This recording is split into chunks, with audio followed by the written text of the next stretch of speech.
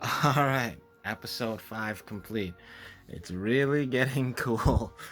Um, without like sitting down to like write out all my thoughts and just go off the cuff, I'm losing a lot of the thoughts that I have during the episode.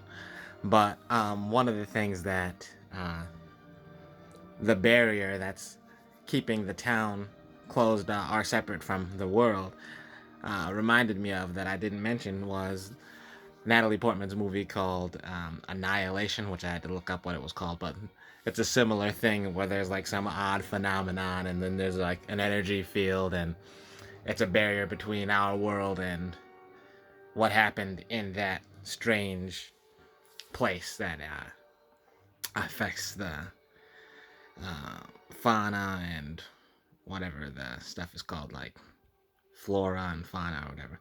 Anyways, so WandaVision's very interesting so far.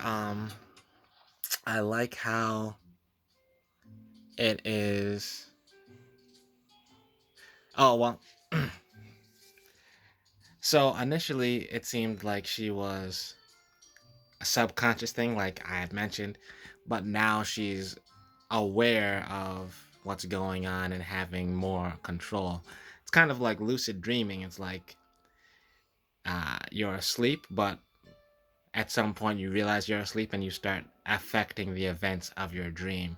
And that's kind of how I would describe what Wanda is doing. It seems like she initially, in her grief, kidnapped all these people telepathically and was exerting her will, but then she became more aware, and now it's feeding into her desires, so she's going along with it, regardless of the morality of it being wrong and people mentally resisting.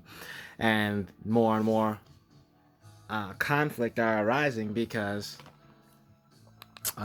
she can't. Well, like I said, they were already resisting, but including Vision, and um, yeah, it's heating up because now he just confronted her, and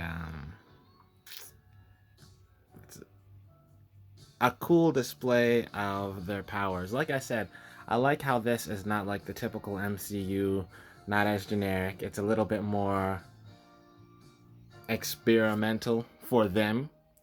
It's taking risks for them, but to me, it's just I've seen so much. To me, it's all the same. So it's like sci-fi, horror, drama, comedy. It's all put in the same stew. So there is no separation. These things can interact with each other, and people putting up their own rules that they shouldn't, or they define what a genre should be. To me, it doesn't.